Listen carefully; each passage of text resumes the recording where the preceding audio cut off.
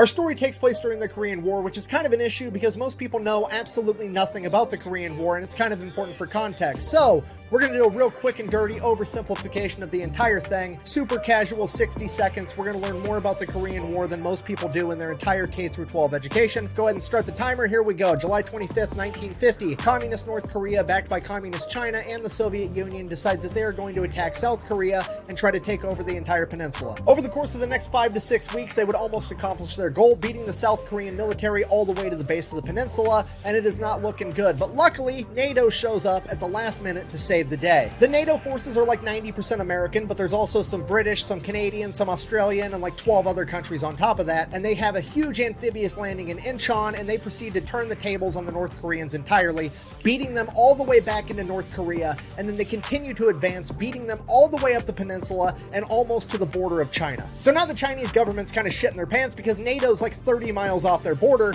and they can't have NATO coming up in their territory with their democracy and their human rights and their food. They've got to do something about this. So China comes out of left field with their big-ass military, joins the fight, takes NATO completely by surprise, beats them all the way back down the peninsula to pretty much the original North and South Korean border,